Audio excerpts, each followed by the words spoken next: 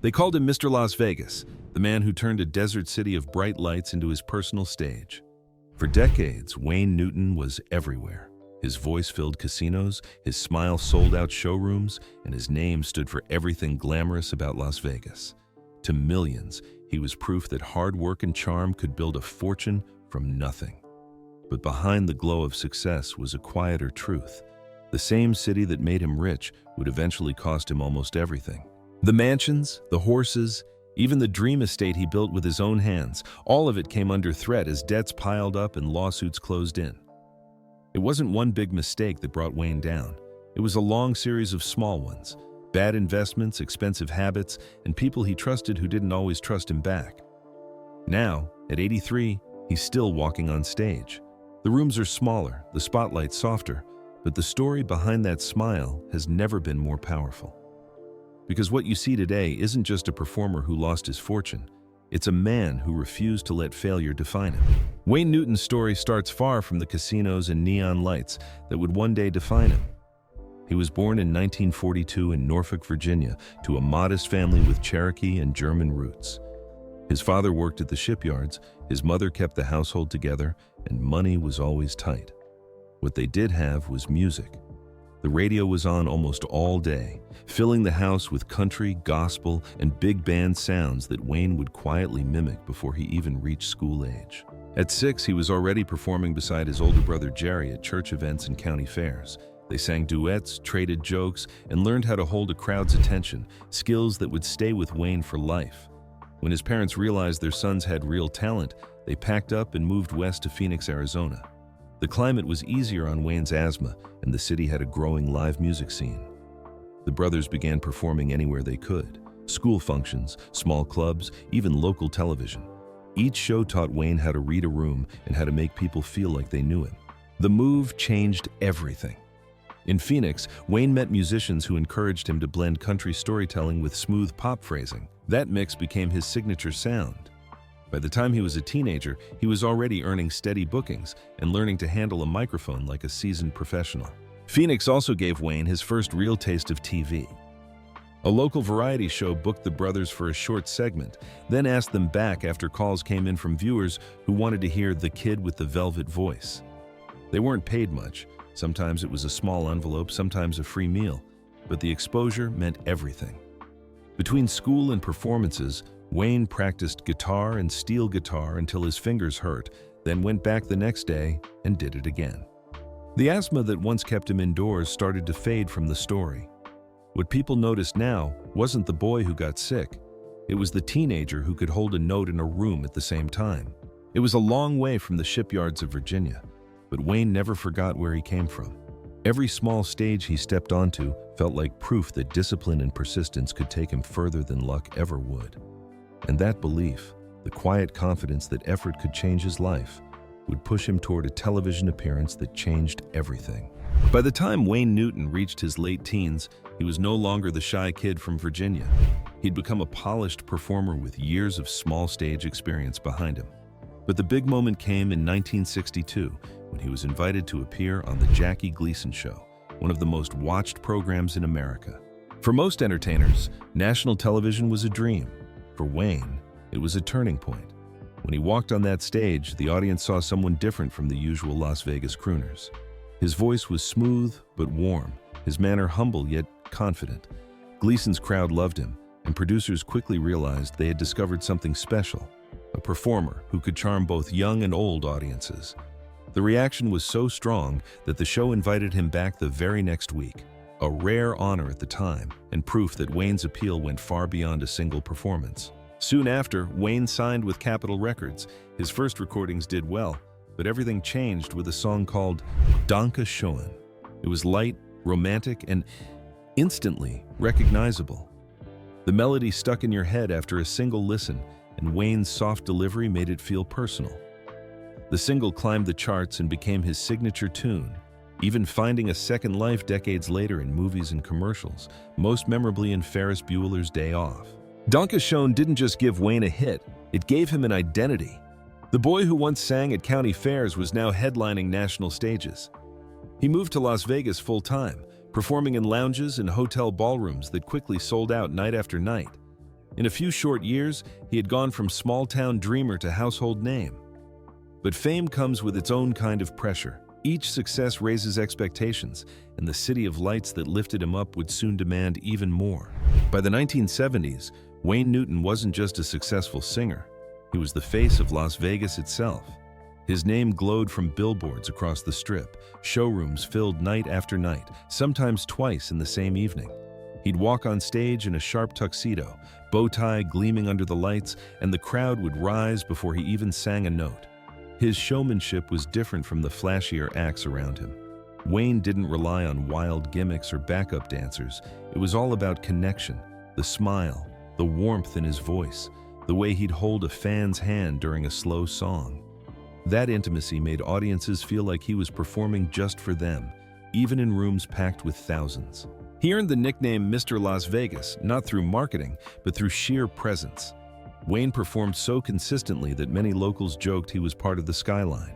Tourists came from around the world, and his audience was unlike anyone else's. Soldiers on leave, honeymooners, middle-class families, everyone could afford to see Wayne. He treated each crowd the same way, from front-row high rollers to guests in the back balcony. His shows felt familiar, like visiting an old friend in a tuxedo. In a city known for constant change, he was the one star who never left. The work ethic that began in those small Arizona clubs had become a relentless schedule, sometimes over 800 shows a year. But with success came expectations. He built bigger homes, bought more cars, and surrounded himself with an entire team to manage his growing empire. He became friends with politicians, casino owners, and other stars who treated him as the city's unofficial ambassador. Yet beneath the charm and tuxedos, pressure was quietly building. The same discipline that once lifted him up now kept him trapped in a cycle of performing, earning, and spending. For the moment, though, it still looked effortless. Wayne Newton had become a symbol of Vegas glamour, smooth, dependable, and unstoppable.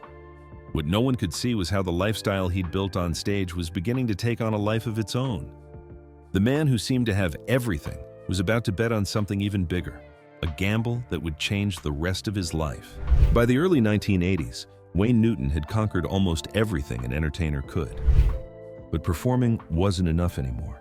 He wanted ownership, real power in the city that had made him a star. That's when he set his sights on the Aladdin Hotel and Casino, one of the most famous resorts on the Las Vegas Strip. The idea was bold.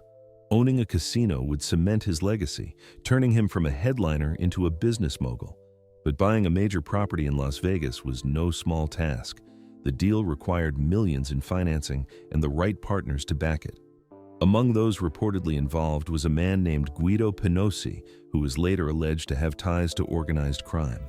In 1980, NBC aired an investigative report claiming that Newton had turned to figures with mob connections to help secure the Aladdin purchase. The story spread fast. Fans who had only known him as a clean-cut family entertainer were suddenly reading headlines linking his name to the underworld. Wayne strongly denied the accusations. He filed a defamation lawsuit against NBC, saying the report was false and had damaged his reputation. At first, it seemed like he might win. A jury awarded him over $19 million in damages, one of the largest libel verdicts in entertainment history. But the victory didn't last. The amount was reduced on appeal, and eventually, the entire judgment was overturned. Legally, Wayne cleared his name, but public opinion wasn't so quick to forget. In the eyes of many, the image of Mr. Las Vegas had been replaced by something darker, a man who might have gone too far chasing success. The stress of the case lingered. It drained both his time and finances, and it left him fighting to rebuild the wholesome image that had taken decades to earn. Even though no criminal charges were ever filed, the shadow of that report followed him. Every new venture seemed to carry whispers of the past. It was the first major crack in the perfect surface of his career, and it wouldn't be the last. As the 80s moved on, the weight of fame, debt, and reputation began pressing harder than ever before.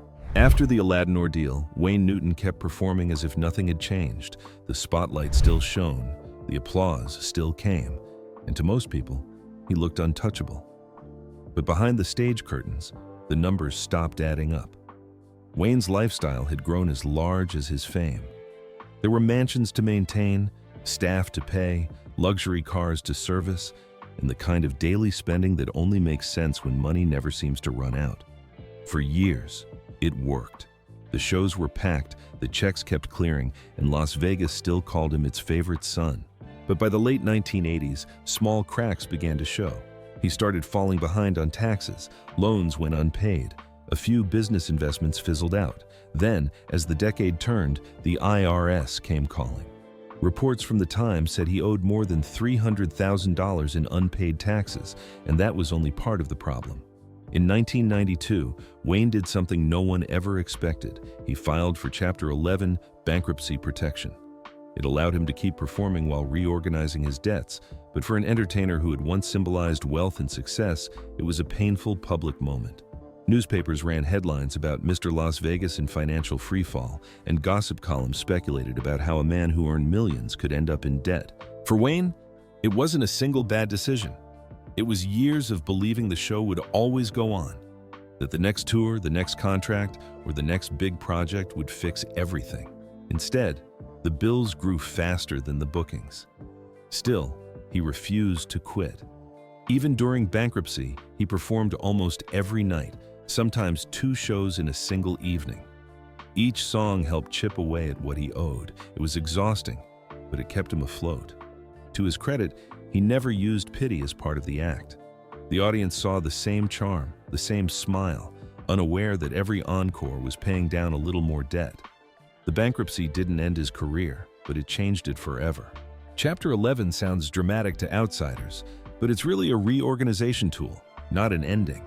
In simple terms, Wayne had to list what he owed, prove what he could realistically earn, and work under a court-approved plan that paid creditors over time. Big purchases were out. Every new contract mattered. Payroll, vendors, and taxes all had to line up week after week, or the plan could collapse. It forced discipline he hadn't needed during the boom years. The shows weren't just shows anymore. They were line items that kept light bills on and letters from collectors off his doorstep. Bit by bit, the routine of working, paying, and reporting became its own kind of stability, even if the margin for error was thin. Wayne had learned what success really cost and how quickly it could slip away. Yet the hardest part wasn't over. The next challenge would come from someone he once called a friend. When Wayne Newton filed for bankruptcy, most people assumed he'd slow down, take smaller gigs, rebuild quietly, maybe even retire. But that wasn't Wayne. Instead, he doubled down on work, determined to prove he could bounce back. That drive led to a new partnership with fellow entertainer Tony Orlando, a singer and television star with his own devoted audience. Together, they launched a grand plan, a new Las Vegas venue called the Talk of the Town. It was meant to be a symbol of rebirth for both men, a 2,100-seat theater combining their initials, their reputations, and their fan bases. The idea looked perfect on paper. 2 veteran performers, 1 massive room, endless nights of nostalgia. But almost from opening week, the numbers didn't match the dream. Attendance was lower than expected, and half-empty seats became a constant sight. Operating costs grew faster than ticket sales. The same overambition that once made Wayne a legend was now dragging him deeper into debt. Still, the partnership might have survived if not for what came next. One afternoon, Tony Orlando's son reportedly discovered several hidden recording devices in their shared office. Shocked, Tony accused Wayne of planting them, of secretly listening in on private conversations. Wayne completely denied the claim, insisting he had nothing to do with the devices. The argument exploded into a full-blown feud. Trust vanished overnight. Tony Orlando walked away from the project, leaving Wayne to face the losses alone. The press seized on the story, framing it as yet another scandal in a career already bruised by lawsuits and debts. For Wayne, the incident was devastating. Beyond the financial hit, it broke one of the few friendships he still relied on in the business. The man who had once seemed surrounded by admirers was suddenly standing alone, defending his name yet again. In the months that followed, Wayne poured himself back into performing, not because he wanted to, but because he had to. Every show was now a battle to stay afloat, and while the lights still shone on stage, the cracks in his private life kept widening. His next chapter would be his most personal one, and it began at the gates of a dream home that turned into a costly mistake. If Las Vegas had a castle, Wayne Newton built his right in the desert. He called it Casa de Shenandoah, a 39-acre estate with white fences, palm-lined driveways, and stables filled with Arabian horses. It wasn't just a mansion. It was a statement, a monument to the years he spent entertaining the world. The estate became part of his identity. Fans touring Las Vegas often pointed out the white gates, calling it Wayne's Paradise. Inside, there were ponds, luxury cars, and even exotic birds. It looked like a man at peace, surrounded by everything he'd ever wanted. But what the public didn't see was the cost, and how quickly that dream would collapse. By the 2000s, Wayne's financial troubles were still following him. To offset rising costs, he agreed to turn Casa de Shenandoah into a tourist attraction with the help of a company called CSD LLC. The plan was simple: open the gates, give guided tours, set up a museum, and let fans walk through his life story. On paper, it seemed like the perfect comeback, a way to preserve his legacy and keep the estate alive. But the partnership fell apart almost as soon as it began. Wayne accused the company of mishandling renovations. The company claimed Wayne refused to leave the property long enough for them to complete the work. What started as a business deal turned into a legal war, with lawsuits, countersuits, and headlines that once again cast him in a bad light. Even worse, the surrounding neighborhood began to complain. Traffic from the tours, noise from events, and constant renovations made the area unbearable for nearby residents. Slowly, the city turned against the project. The attraction was shut down, reopened, and shut down again. By 2016, the dream was over. Casa de Shenandoah was sold, ending an era that Wayne had spent decades building. What was meant to be his legacy had turned into one more financial loss, a painful reminder of how fragile fame can be when the spotlight fades. Yet, even after losing his home, Wayne refused to disappear. To him, it wasn't about the land or the lawsuits. It was about the stage. It always had been. And as the years passed, he returned to the one place where everything still made sense: the lights of Las Vegas. At 83, Wayne Newton still walks onto a stage with the same grace that made him a legend. His hair is silver now, his voice softer, but when the spotlight hits, the years seem to melt away. He doesn't fill the massive casinos anymore, and the private jets are long gone. But in small, intimate rooms around Las Vegas, Mr. Las Vegas still performs. After decades of lawsuits, bankruptcies, and headlines that tried to bury him, Wayne did what he's always done. He kept singing. His latest show, Wayne, Up Close and Personal, isn't about glamour. It's about connection. He tells stories from his life, cracks jokes between songs, and performs classics like Danke Schoen to crowds that still rise to their feet. For many in the audience, seeing him live isn't just nostalgia, it's living history. When asked why he still does it, Wayne's answer has always been the same: the stage is home. That single line says more than any lawsuit or headline ever could. Despite everything, the debts, the broken friendships, the sold estate, the music never left him. It hasn't all been easy. In 2021, Wayne suffered a serious spinal injury that threatened to end his career. Most performers his age would have retired quietly. Instead, he recovered, rehearsed, and returned to the stage. It wasn't about money anymore. It was about proving that he could. Las Vegas has changed since the days Wayne first lit it up. The neon has become LED, the crowds younger, the music louder. Yet, through every reinvention of the city, Wayne Newton remains its heartbeat, the bridge between the Sinatra era and the modern strip. His story reminds people where Las Vegas came from and what it used to mean to earn the lights. Many of the legends he once shared marquees with, Sinatra, Sammy Davis Jr., Dean Martin, are gone now, remembered only in photos lining casino walls. But Wayne is still there, walking those same hallways, shaking hands with staff who grew up watching him. In a city that's built on reinvention, he's become its memory. Proof that Las Vegas didn't just happen overnight, it was built one show at a time. Fans who once saw him in the 1960s now return with their children and grandchildren. They don't come expecting the voice of youth, they come to witness the endurance of a lifetime on stage. And when Wayne finishes a song, the applause carries a deeper tone. Part admiration, part gratitude. When people see Wayne Newton today, they see more than a singer. They see survival. The same man who once lost everything, his fortune, his home, even his public image, still finds a way to smile under the lights. And maybe that's the legacy he'll leave behind. Not just the songs or the Vegas records, but the message that no matter how many times the world knocks you down, there's always another curtain to rise. For most entertainers, the story ends when the spotlight fades. For Wayne Newton, that's where the story began again. He's not chasing youth or headlines anymore. He's chasing the feeling he first found as a boy on a county fair stage, the quiet rush of making a room go still before the first note. Las Vegas will keep reinventing itself. Old marquees replaced, theaters demolished, new names flashing above the strip. Yet somewhere in that glow, Wayne still walks out, microphone in hand, singing the same song that once made him famous.